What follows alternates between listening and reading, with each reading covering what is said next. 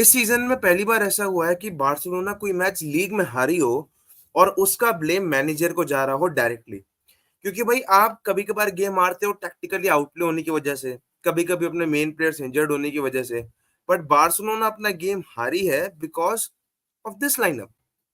आप लीग का मैच खेल रहे हो एक अगेंस्ट अ वीक टीम। अगर मैं कहूँ ओसासुना is not a very strong team, आप एक वीक टीम के अगेंस्ट खेल रहे हो, बट यहाँ दिक्कत ये है कि आपने उसको कुछ ज्यादा ही वीक समझ लिया है एंड आप अवे टर्फ पे खेल रहे हो। एंड उस अवे टर्फ पे you decided to play this back three. ये देख रहे हैं आप, जेरार्ड मार्टिन, पाउ कुबार्सी, एस डोमिंगिस। ये एस डोमिंगिस ये वही प्लेयर है जो विलरियाल के अगेंस्ट जब हम अवे पे खेल रहे थे तो सबसे बुरा परफॉर्मेंस दिया था उसने। उस मैच में हमारे विंगर स्टार्ट कर रहे थे Raphinha, Yamal, so we manage to make it 5-1। 5-1 की हमने विक्ट्री भी निकाल ली और जो गोल्स पड़े थे वो ऑफसाइड की वजह से रूल आउट भी हो गए। पर उस गेम में इस बंदे का गेम बहुत खराब रहा था। अब भाई आप लीग में टॉप ऑफ द टेबल हो, आपको भाई पॉइंट सिक्योर करने हैं एंड आप अबेटर पे खेल रहे हो, आप एक इजी अपोनेंट के अगेंस्ट नहीं खेल रहे हो। You should have avoided playing this. Instead अगर आपको प्लेयर्स रोटेट ही करने थे, जो हांसी फ्लिक कह रहा है कि मैं प्लेयर्स रोटेट करना चाह रहा था, तो अब बेटर रोटेशन को हैव बीन कि जूल्स कुंडे को सेंटर बैक पेयरिंग पे डाला जाता विद पाउ कुबार्सी, जेरार्ड मार्टिन लेफ्ट पे स्टार्ट करते और राइट पे आप हेक्टर फोर्ड को स्टार्ट करते थे। You needed an experience centre back. क्योंकि भाई कुंडे भाई साहब राइट बैक में भाई पूरा आगे ही चढ़ जा रहे थे। भाई सबको ओवरलैप कर रहे थे। रफीना यमाल एक ही विंग पे खेल रहे थे, उसको ओवरलैप करके जूल्स कुंडे सबसे आगे। So this is the kind of football Barcelona were playing last night. And मुझे अब तक समझ नहीं आया कि क्या ऑब्सेशन है बड़े बड़े मैनेजर्स का विद फरहान टोरेस।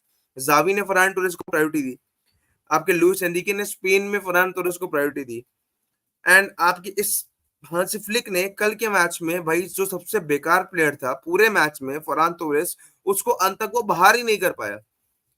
पहले सब्स्टिट्यूशन यमाल रफीनिया है, I thought Ferran Torres is going out, so he picked out Pau Victor and Lewandowski.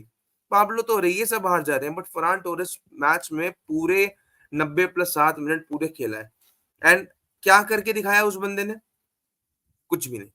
कुछ भी नहीं करके दिखाया पूरे मैच में फरहान टोरेस ने।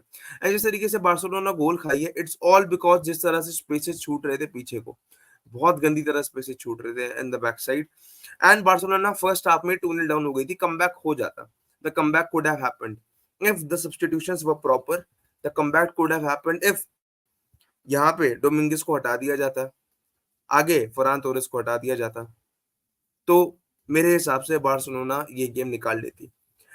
अगर मैं सोफा स्कोर ही खोल के देख लूं, if I open sofa score and अगर मैं वहां पे अपने बारसा के लेटेस्ट मैच की प्लेयर्स की रेटिंग्स देखूं, आप फरहान तोरेस की रेटिंग्स वगैरह देख के, जो जो फरहान तोरेस ने पूरे मैच में किया है वो देख के आप कहोगे कि क्या बाइसें चल रही है, क्यों इनको इतना फेवर किया जा रहा है, क्यों फरहान तोरेस को इतना फेवर किया जा रहा है। वो अभी आपको दिख जाएगा कि उसको क्यों हटाना। भाई हर हर फैन को दिख रहा है कि भाई 2-2.5 साल हो गए हैं, फरहान तोरेस अब तक कुछ नहीं कर पाया है, अब तक he was unable to do anything for us. But क्या होता है भाई, उसको हर मैनेजर उसी को प्रायोरिटी दे रहा है, उसी को प्रायोरिटी दे रहा है। आपको प्लेयर्स रोटेट करने करो भाई। फॉर 7.2 फैन, 7.2 कैसे भाई? रेटिंग्स भी रिग्ड होने लग गई क्या?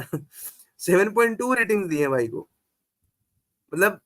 अच्छा, shots on target, woodwork hit करना, इन सब की वजह से बिग चांसेस मिस्ड, इन सब की वजह से इसको मे बी इतनी रेटिंग दे दी हो भाई, पता नहीं क्या रेटिंग देते हैं ये सब। बट फरहान टोरेस का गेम पूरे मैच में, फरहान टोरेस ऐसा कुछ कर रहा था जो हमको ही नजर नहीं आ रहा था, हांसी फ्लिक को नजर आ रहा हो या किसी और को नजर आ रहा हो।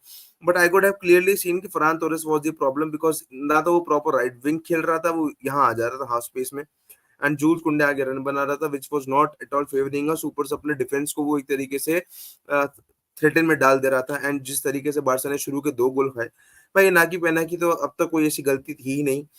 जो चारों के चारों गोल्स खाए हैं, it was all mistake of our defensive mishap.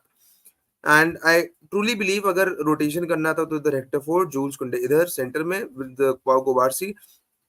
And अगर आपने फरहान तोरेस को फर्स्ट हाफ खिला भी दिया एंड आपने देखा कि वो अच्छा नहीं खेल रहा है, then replace him with Yamal और रफीनिया और डू समथिंग। आपने पाओ विक्टर को हटा दिया जिसने तुरंत ही गोल मारा था। So these kind of things यार, ये चीजें मुझको अब तक समझ ही नहीं आई कि हांसी फ्लिक ने कल के मैच में ऐसी चीजें की क्यों, क्या रीज़न था, या वो चाहता ही था कि बार्सिलोना पॉइंट्स ड्रॉप करे, आई डोंट नो। अ, स सेम हरकत मोनाको वाले मैच में हुई थी, वहाँ पे मुझे एक ही चीज़ का डाउट लग रहा था कि यार वहाँ why you have started Eric Garcia. Eric Garcia उससे पहले कोई भी मैच इतना प्रॉपर्ली नहीं खेला था, एंड उस मैच में एरिक गार्सिया को सीडीएम वाली पोज़ीशन में स्टार्ट कराया गया, जो हमको भाई पता है उस मैच में क्या हुआ।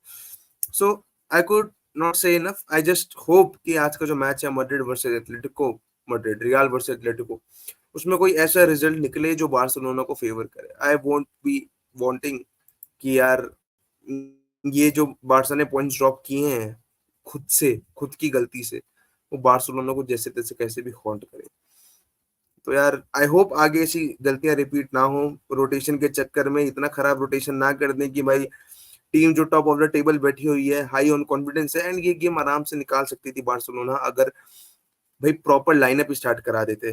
Proper lineup in the sense कि मतलब आप स्टार्ट करा देते जूल्स कुंडे को एज सेंटर बैक, तो मेरे हिसाब से ज़्यादा प्रॉपर तरीके से बार्सिलोना इस गेम को अडैप्ट कर पाती और बार्सिलोना इतनी गंदी मिसहैप में नहीं पड़ती। आई डोंट नो क्या क्या हुआ इस game, but why managers favour Farhan Torres. 2 ढाई साल से उसको बार्सा में खेलता हुआ देख रहा हूँ। I have not seen any sign of improvement from that guy. मुझे कोई इम्प्रूवमेंट का साइन नहीं दिख रहा है उस बंदे पे एट बार्सिलोना। सिंपली अगर किसी प्लेयर को मैं जाने को कहूंगा तो it simply be Ferran Torres for now. तब तक लेट्स नेक्स्ट टाइम।